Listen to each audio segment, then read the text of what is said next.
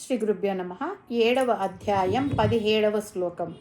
ఓం తేషాం జ్ఞాని నిత్యయుక్త ఏకభక్తిర్విశిష్యతే ప్రియో హి జ్ఞానినో అత్యర్థం అహం సచ మమ ప్రియః.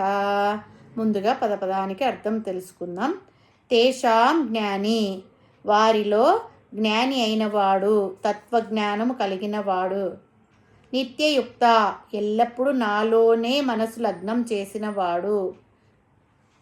ఏకభక్తి, అచంచలమైన ఏకైక భక్తి కలిగినవాడు. విశిష్యతే, శ్రేష్ఠుడవుతున్నాడు, అందరికంటే ఉత్తముడు. ప్రియ, అమితమైన ప్రేమ కలిగినవాడు. హి జ్ఞానినః, ఎందుకంటే జ్ఞానికి. అత్యర్థం, హద్దులు లేని విధంగా. అహం, నేను. సచ, అతడు కూడా. మమ ప్రియ, నాకు ప్రియమైన వాడు. ముందుగా తాత్పర్యం తెలుసుకుందాము. పైన చెప్పబడిన ముగ్గురిలో అంటే ఆర్తులు, జిజ్ఞాసులు, అర్థార్థులు, వారిలో లేని గుణాలు జ్ఞానిలో ఉన్నాయి.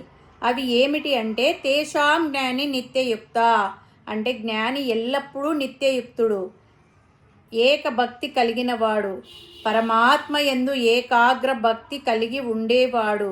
ప్రియోహి జ్ఞానినో అత్యర్థం, అటువంటి జ్ఞానికి నేనంటే ఎక్కువ ఇష్టము. అహం సచ మమ ప్రియ, అటువంటి జ్ఞాని అంటే నాకు ఇష్టమే.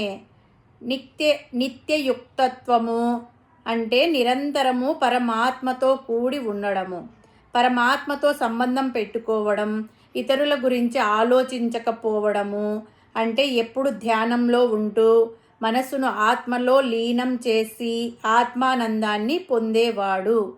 కాబట్టి ఇతడు నిత్యయుక్తుడు. మొదటివారు అవసరం ఉన్నప్పుడు భగవంతుణ్ణి స్మరిస్తారు, తర్వాత తమ తమ పనులలో లీనమవుతారు. మరలా అవసరం వచ్చినప్పుడే భగవంతుడు వారికి గుర్తు వస్తాడు.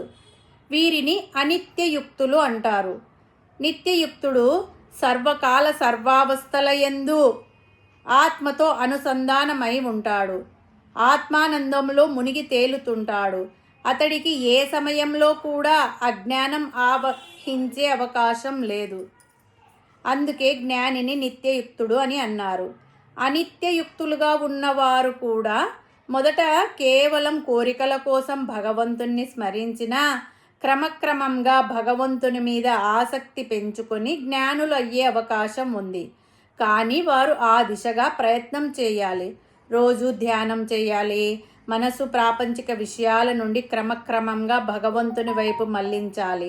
అంతేకాని ఇది నా వల్ల కాదు అని నిరాశపడకూడదు. ప్రయత్నం అన్ని విధాలా మంచిది. ఈ శ్లోకము మనల్ని జ్ఞానిలాగా మారమంటుంది. అంటే ఫలితాన్ని ఆశించకుండా కేవలం ప్రేమతో బాధ్యతతో మన పనిని మనం నిర్వర్తించడం. నిరంతరం భగవంతుణ్ణి స్మరించడం అంటే 24 గంటలు జపం చేయడం కాదు. మనం చేసే ప్రతి పనిని భగవద్భావంతో ఎంతో పవిత్రంగా పూర్తి ఏకాగ్రతతో చేయడం.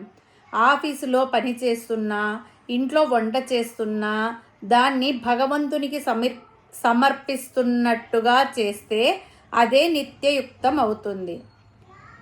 ఇది మానసిక ప్రశాంతతను ఇస్తుంది. ఇక జ్ఞాని రెండవ లక్షణం ఏకభక్తి, ఏకాగ్రత. ఒకే పరమాత్మ, రోజుకో దేవుణ్ణి ప్రార్థించడు. అతని లక్ష్యం ఆత్మానందాన్ని పొందడమే. ఒక్క పరమాత్మను తప్ప వేరే ఎవ్వరినీ పూజించడు. అదే ఏకాగ్ర భక్తి. జ్ఞాని అయినవాడు పరమాత్మ యందే దృష్టి పెట్టాలి. అతని దృష్టి చెదిరిపోకూడదు, ఏకాగ్రంగా ఉండాలి. అందుకే జ్ఞానిని ఉత్తముడు అని అన్నారు. ఇటువంటి జ్ఞాని భగవంతుని ప్రేమకు పాత్రుడు. భగవంతుని ప్రేమకు పాత్రులైన వాళ్ళు పురాణాలలో ఎవరైనా ఉన్నారా అనేసి చూసుకుంటే కుచేలుడు అంటే సుధాముడు పరమ దరిద్రంలో ఉన్న శ్రీకృష్ణుడిని ధనం అడగడానికి వెళ్ళలేదు. కేవలం తన మిత్రుడిని చూద్దామనే నిష్కామ ప్రేమతో వెళ్ళాడు. కృష్ణుడు అతని భక్తికి జ్ఞానానికి పొంగిపోయి తనే స్వయంగా కుచేలుడి పాదాలు కడిగి అతను అడగకుండానే సకల ఐశ్వర్యాలు ఇచ్చాడు.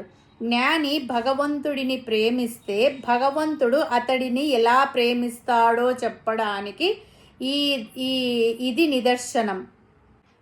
నువ్వు కష్టాల్లో ఉన్నప్పుడు దేవుడిని మొక్కినా, కోరికల కోసం మొక్కినా భగవంతుడు నిన్ను స్వీకరిస్తాడు. కానీ వాటన్నింటికంటే పైకి ఎదిగి నువ్వు తప్ప నాకు ఏదీ వద్దు కృష్ణ, ఈ సృష్టి అంతా నీదే అనే జ్ఞానాన్ని, అచంచలమైన ప్రేమను అలవర్చుకుంటే భగవంతుడే నీ వెనక ఉండి నిన్ను నడిపిస్తాడని ఈ శ్లోకం మనకు ఇచ్చే గొప్ప భరోసా. మరి మిగిలిన భక్తుల మాటేమిటి అనేది పరమాత్మ పై శ్లోకంలో చెప్పబోచున్నాడు. హరి ఓం తస్సత్.